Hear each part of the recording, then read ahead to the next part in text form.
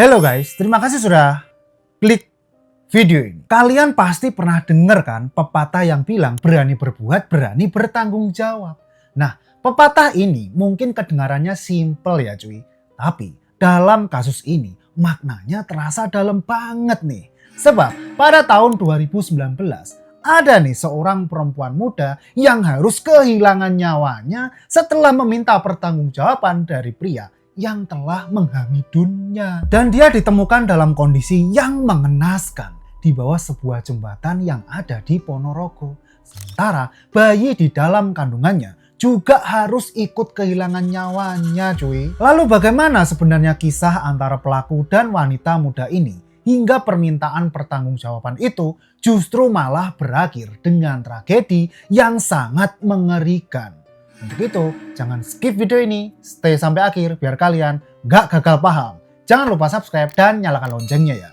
Siapkan cemilan dan selamat menonton. Seperti biasa, sebelum masuk ke kronologinya, kita kenalan dulu nih dengan orang-orang yang terlibat dalam kasus ini ya.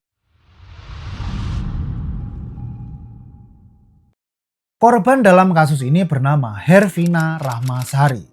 Saat tragedi ini terjadi cuy, Hervina ini masih berusia 19 tahun. Dan Hervina merupakan warga Jalan Kalimantan, Kelurahan Mangkujayan, Ponorogo, Jawa Timur. Sehari-harinya dia bersekolah di SMKN 1 Ponorogo. Lalu di mata keluarganya nih, Hervina ini dikenal sebagai anak yang baik, pendiam, dan rajin tuh beres-beres rumah ala anak perempuan pada umumnya gitu. Sementara menurut kesaksian tetangganya yang bernama Moh Ihwan Koirudin, Hervina ini dikenal sangat ramah, suka menyapa orang dan aktif juga tuh di Karang Taruna. Terus Ivan ini gak pernah mendengar satu kabar miring nih tentang si Hervina ini. Karena menurutnya cuy, Hervina termasuk anak yang baik. Bahkan saat keluar rumah pun dia selalu mengenakan jilbab. Selain itu menurut Ihwan dalam kesehariannya cuy, Hervina ini tinggal bersama ibu kandung dan pamannya. Dia juga disebut memiliki 6 atau 7 bersaudara gitu cuy. Saya sih udah coba cari-cari info pastinya apakah Hervina ini 6 bersaudara atau 7 bersaudara. Tapi nggak ada info yang spesifik nih tentang ini cuy. Kalau kalian mungkin tahu nih bisa komen di bawah ya. Tapi yang jelas sih Hervina ini merupakan anak bungsu ya cuy. Nah sekarang mari kita bahas sosok pelaku dalam kasus ini. Jadi pelaku dalam kasus ini bernama Joko Hermanto.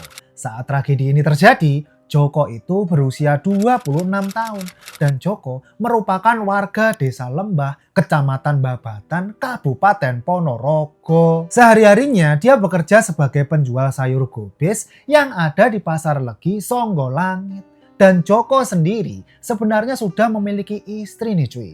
Namun nama istrinya ini nggak dipublikasikan di media gitu. Yang jelas sih cuy, mereka ini menikah sekitar 4 bulan sebelum tragedi penghilangan nyawa ini terjadi. Adapun menurut catatan kepolisian, Joko ini merupakan residivis kasus penganiayaan anak di bawah umur pada tahun 2013 di Kabupaten Sidoarjo. Dan dia ini ternyata baru keluar tuh dari lembaga permasyarakatan Porong pada awal tahun 2018.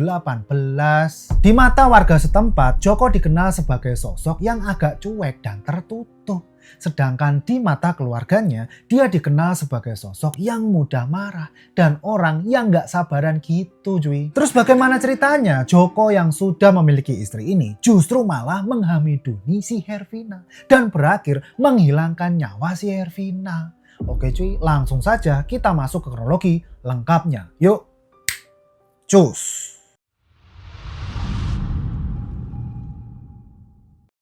Sebelumnya saya akan jelaskan dulu nih tentang hubungan Joko dan si Hervina ini ya. Jadi gini cuy, Joko dan Hervina ini pertama kali mengenal pada tahun 2018 dan mereka dikenalkan oleh teman mereka. Kemudian pada Februari 2019 mereka akhirnya resmi tuh berpacaran. Namun pada Maret 2019 Joko malah menikah tuh dengan perempuan lain. Tapi yang bikin geleng-geleng kepala nih cuy, Meskipun Joko sudah menikah, ternyata si kadal Joko ini masih menjalin hubungan tuh dengan 7 perempuan sekaligus. Kaget. Kaget. Dan Hervina itu merupakan pacar ketujuhnya cuy. Bahkan salah satu pacar Joko ada tuh yang bekerja sebagai TKW di Taiwan. Terus cuy, motor yang selama ini dipakai si Joko untuk pacaran sama si Hervina ini ternyata adalah pemberian dari salah satu pacarnya. Gila kan cuy, si Joko ini emang dari playboy cap kadal. Bener-bener gak habis pikir saya cuy. Nah, balik lagi ke hubungan Hervina dan Joko. Ternyata si Joko ini memaksa si Hervina untuk menjalin hubungan gelap dengannya. Bahkan mereka juga sering tuh berhubungan intim sampai-sampai Hervina itu hamil. Dan saat tragedi ini terjadi diketahui bahwa Hervina sudah hamil selama 6 bulan. Yang artinya mereka memang sudah melakukan hubungan intim jauh-jauh tuh sebelum mereka resmi berpacaran. Lalu Hervina akhirnya meminta si Joko untuk bertanggung jawab. Dan kata Hervina seperti ini. Aku hamil anak kamu mas, kamu tanggung jawab lah ya, nikahin aku. Aku gak mau kalau anakku ini lahir tanpa bapak. Tapi si Joko ini gak mau tanggung jawab. Karena kan dia sudah punya istri. Dan dari situlah cuy, muncul tuh niat jahat si Joko ini untuk menghilangkan nyawanya Hervina. Karena dia itu takut tuh kalau perselingkuhannya dengan Hervina itu terbongkar oleh istrinya. Jadi penghilangan nyawa Hervina itu memang sudah direncanakan dengan sangat matang. Terus bagaimanakah cara Joko menghilangkan nyawa Hervina? Nah, sekarang mari kita masuk ke kronologinya. Jadi awalnya cuy, pada hari Senin 22 Juli 2019, si Joko ini membeli sarung tangan di apotek Karya Husada Ponorogo. Terus sarung tangan ini akan dia gunakan tuh untuk melancarkan aksinya nanti agar sidik jarinya itu nggak bisa terdeteksi. Setelah itu pada sore harinya Joko ini mengajak si Hervina ketemuan tuh di terminal Selo Aji. Alasannya sih untuk membicarakan hubungan mereka. Nah, saat itu Joko nggak menjemput Hervina seperti biasanya. Jadi mereka itu cuma ketemuan tok gitu di sana cuy. Padahal ya biasanya itu kalau mereka mau ngedate nih, si Joko itu akan menjemput si Hervina. Lalu setelah mereka bertemu, si Joko ini kemudian membawa Hervina ke Telaga Sarangan yang berada di Kabupaten Magetan menggunakan motornya. Tadinya sih cuy, si Joko ini akan menghilangkan nyawanya Hervina di Telaga Sarangan itu. Tapi karena saat itu lokasinya sedang ramai, akhirnya nih si Joko pun langsunglah mengurungkan niatnya. Terus di situ si Joko ini mengajak Hervina pulang tuh ke Ponorogo. Dan di tengah perjalanan pulang nih, Joko menemukan tempat yang sangat sepi di sekitaran Jembatan Galok, Dusun Sampung Lor, Desa Sampung. Ini sekedar info aja ya cuy. Jadi Jembatan Galok ini menghubungkan Kabupaten Magetan dengan Kabupaten Ponorogo. Saat itu kondisinya memang sudah tengah malam nih. Jadi gak heran lah ya kenapa lokasinya itu sepi. Nah dari situlah niat untuk menghilangkan nyawanya Hervina itu muncullah kembali. Ditambah lagi cuy, mereka ini sempat terlibat cekcok di sana. Sehingga kondisi itu seolah menyiram bensin ke dalam api yang sejak tadi tuh sudah membara di dalam dirinya Joko. Dan akhirnya emosinya Joko pun semakin memuncak hingga dia benar-benar menjalankan niatnya. Jadi ceritanya si Joko ini berpura-pura ingin kencing. Dan Hervina yang saat itu nggak menaruh curiga sedikit pun kemudian membiarkannya pergi sebentar. Tapi ternyata cuy, tanpa sepengetahuan Hervina, Joko ini malah memasang sarung tangan yang sudah dia siapkan. Lalu dia langsung mencekik Hervina dari belakang. Saat itu Hervina ini juga nggak tinggal diam cuy. Dia berusaha sekuat tenaga untuk melepaskan diri dari cengkraman si Joko. Dan mereka bahkan sempat tuh terlibat pergumulan. Hingga akhirnya mereka kehilangan keseimbangan terus terjatuh ke bawah jembatan. Ajaibnya mereka ini masih hidup dong. Namun saat di bawah jembatan, Joko yang saat itu sudah sangat kesetanan kembali mencekik lehernya Hervina. Dan gak berhenti sampai di sana. Dia juga membentangkan kepala Hervina ini ke dinding jembatan berkali-kali. Hingga akhirnya Hervina pun meninggal dunia saat itu juga. Terus setelah menghilangkan nyawa Hervina, Joko mengambil barang-barang Hervina seperti tas, helm, dan HP-nya. Barulah setelah itu dia meninggalkan tubuh Hervina ini di bawah jembatan itu. Lalu si Joko kemudian kembali naik ke atas dan melarikan diri dari lokasi kejadian dengan motornya. Terus setelahnya dia juga membuang HP serta SIM cardnya Hervina ini di jembatan Asem Buntung untuk menghilangkan jejak. Di sisi lain, keluarga Hervina merasa cemas karena Hervina gak kunjung pulang juga. Dan menurut keterangan kakaknya Hervina ini yang bernama Andi Prasetyo, sebelum keluar rumah, Hervina sempat meminta izin bahwa dia akan jalan-jalan bersama temannya. Tapi hingga malam harinya dia nggak pulang-pulang. Yang mana nih? Ini di luar kebiasaannya. Akhirnya Andi mengirimkan pesan melalui WhatsApp pada adiknya itu begini. Dek, kamu di mana toh? Kapan kamu pulang? Ini sudah malam loh. Namun pesan itu baru dibalas pada hari Selasa pukul 5:49 pagi. Dan di pesan itu Hervina mengatakan bahwa dia menginap di rumah temannya. Akan tetapi Andi gak langsung percaya dengan isi pesan itu. Karena bahasa yang digunakan adiknya di pesan itu gak seperti biasanya. Kalau menurut opini saya sih sepertinya si Joko ini memang sempat membalas pesan dari kakaknya Hervina sebelum akhirnya dia membuang HP-nya.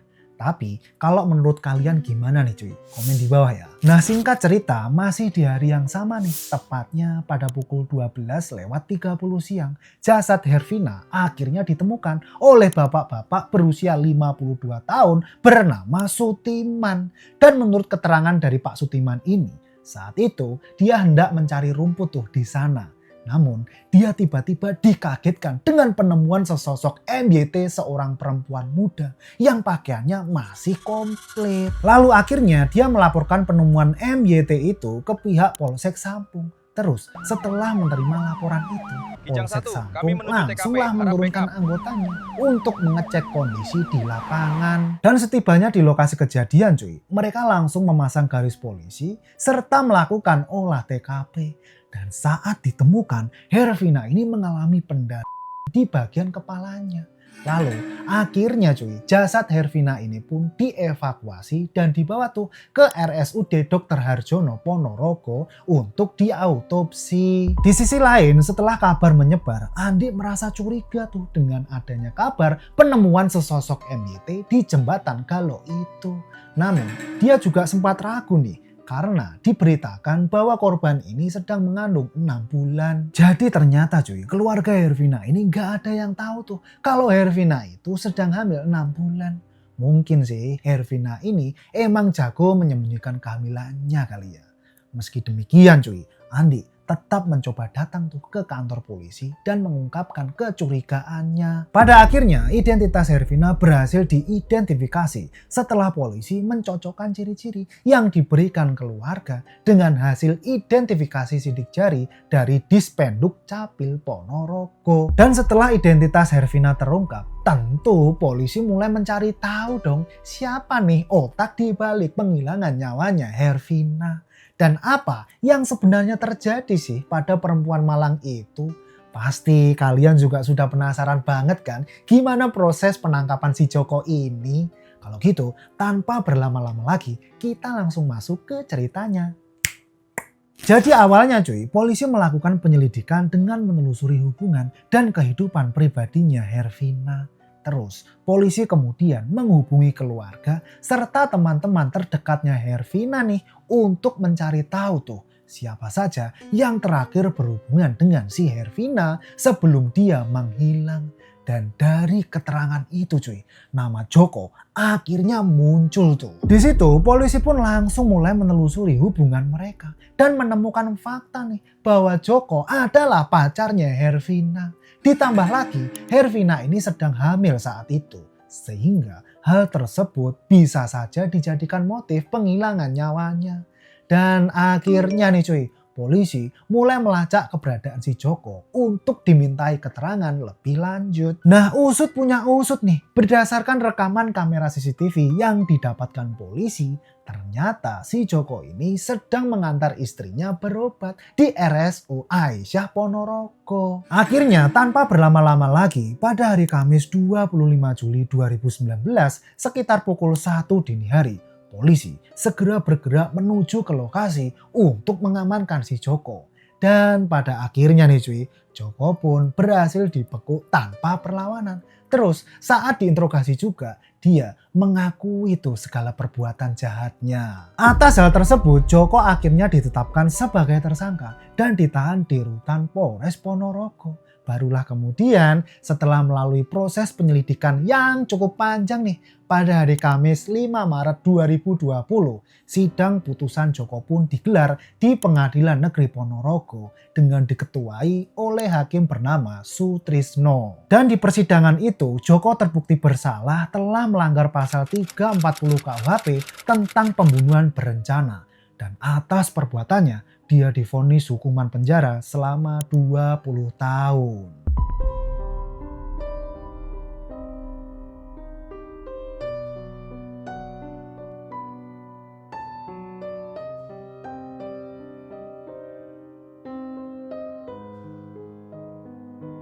Kurang lebih seperti itulah kasus tragis seorang perempuan muda di Ponorogo yang dihilangkan nyawanya dalam keadaan hamil 6 bulan oleh ayah dari anaknya sendiri. Kasus ini jadi pengingat nih untuk lebih berhati-hati lagi dalam memilih seseorang untuk kita percaya. Jangan sampai karena kita salah menaruh hati nih, kita justru berakhir di tangan yang salah ya. So, gimana menurut kalian tentang kasus ini? Dari seluruh rangkaian kejadian tadi nih, bagian mana yang paling bikin kalian gak habis pikir? Tulis pendapat kalian di kolom komentar ya. Kita diskusikan di bawah seperti biasanya. Terima kasih sudah menonton video ini sampai akhir. Jangan lupa subscribe, like, dan share video ini biar kalian tahu kalau kita upload kasus-kasus terbaru. Oke cuy, sampai ketemu lagi di kasus selanjutnya. Bye-bye. Temani misteri, ungkap fakta yang tersembunyi. Detektif Soda.